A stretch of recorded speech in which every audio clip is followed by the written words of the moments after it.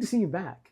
Let's go in and explore our sea of credibility and how it impacts your organization.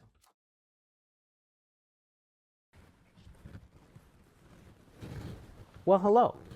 I'm John Murray III, and I'm here to talk to you again about navigating the 7 C's of leadership.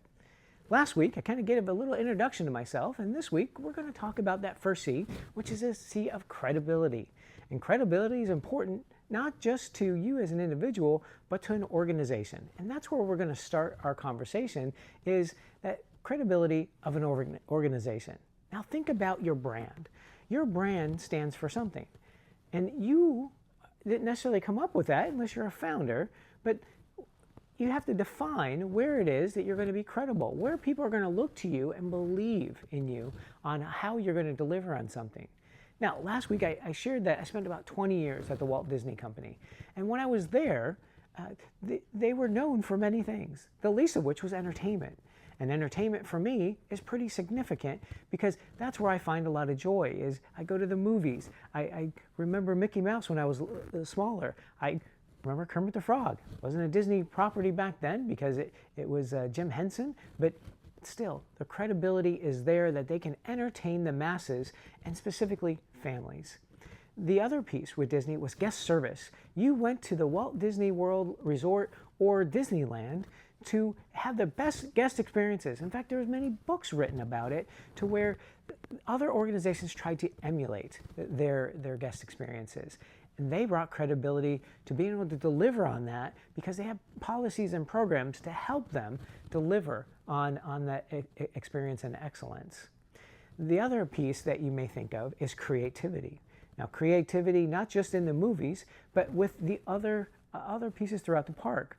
Walt, when he was around, wanted to bring a new sense of creativity, not just to animation, but to his live action in the parks. He ventured down the path of animatronics, and you still see many of those in the parks today. In fact, not too long ago, they showed some animatronics jumping off buildings and doing some stunts from one of their action shows. So when you think of the Walt Disney Company, you think of entertainment, guest service, creativity. I'd ask you, how many others do you think of where they have credibility, where you go to them and say, these are the examples that we want to emulate, we want to be like. Those, from an organization standpoint, those are good goals. But it takes years to get there. They didn't end up there overnight. Where they started was one man, one dream, and some good ideas. The good thing is that he also had partners. The biggest partner he had was his brother Roy. And when we think about that, it's that balance that you have to have. But they wanted to establish themselves as credible individuals, and they created this brand where entertainment, service, and creativity were big for them. When I joined the Walt Disney Company, I was in my early 20s, which was many years ago now. And my hope was to actually get into the animation portion. Well, my background and my degrees were in English education and psychology.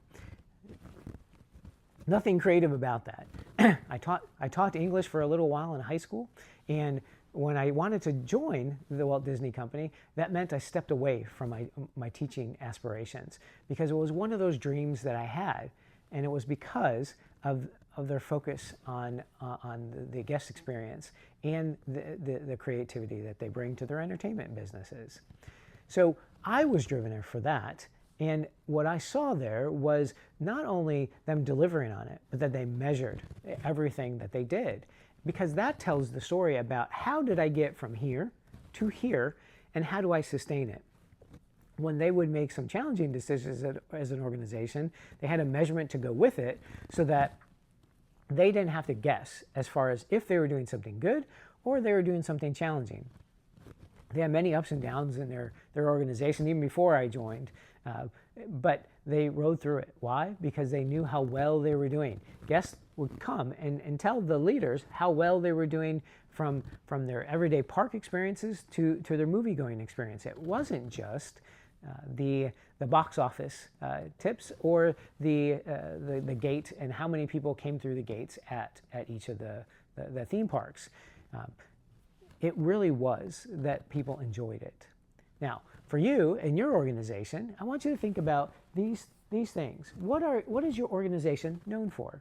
And if you're not sure, really try to find that out. Because if your organization is known for service, but you really don't know what that means because you haven't experienced it yourself, that's one thing I would challenge you to do. Get out there and experience your services to see how well you do in the service industry. From a healthcare perspective, as you know, I've spent much of my career in healthcare as well. I experience our services. I see the doctors within our networks. I experience our pharmacies. I make sure that I'm a part of the customer base as well, so that I also understand what is going on, not only with our organization as a whole, but how we deliver on the excellence that we expect from our team members. How do you know how well you're doing? How does your organization measure the extent to which you are delivering on your credibility and your brand? So if you don't have credibility in the topic that you're striving for, your brand suffers. And when your brand suffers, so does your business. So ask yourself, how is your organization measuring the impact of how you're delivering on your brand? The last piece I would ask you is, what stories are told in your organization about what your organization does? That will give you a hint at what your credibility is. Your credibility is based off of how well you deliver on expectations. And that is not just from shareholders. It could be from anybody that is engaging in your business. If you sell something on Etsy or any other online service, your credibility as a seller relies on how quickly you can get the material out, how well the material is built, and how many customers you have returning. The one thing about the Walt Disney Company, one of the things that they measure is return guests. At one point, over 80% of the guests were return visitors. That said that they were credible in theme park operations because these guests kept coming back. They didn't come back because they didn't have a good time. They came back because they sent the right message and delivered on the promises so that they can be believed in that entertainment and theme park aspiration. The next thing I would ask you is, how do you connect? Not just how do you connect to your organization, but how do you connect to your team to where the organization's brand lies and where the organization is driving for credibility. That's up to you as a leader. And if you're not making some of those connections or asking some of those same questions, start doing that. Because when you do that, what you're saying is, we believe in the mission, we believe in the brand, and we want to enhance that credibility so that when you're out representing the organization, you wear your t-shirts or you wear your polo shirts, whatever it is, people look at that and say, oh, tell me a little bit about what your organization does. You're telling the stories that are part of your organization, and you're going to get people to reflect a little bit about that. The other thing is ask your team. Ask your team where the credibility of the organization lies. What is that brand essence that drives people to want to be a part of the organization? But also ask them if they think they add or subtract to that credibility. Do they go out to restaurants, if you're known for service, and you go out to a restaurant, but you're not pleasant to the server? So remember, that credibility doesn't just come from a statement that the organization makes about mission, vision, values. It's about how you deliver on all of that. The last piece is how do you deliver and how do you make an impact to you, your team, and your organization? That's the things that you have to ask yourself, but also ask your team members. The last piece I'll give you is find the measurements. How is your organization measuring their own credibility or their brand impact? If your organization is not measuring it, and they're only measuring how many widgets do you produce within an hour, how many phone calls do you take within 5 minutes, how many times do you hang up on the guest when they're trying to get an answer? Those are okay measurements for efficiency, but it's not great for credibility. So ask yourself, what measures really are for credibility?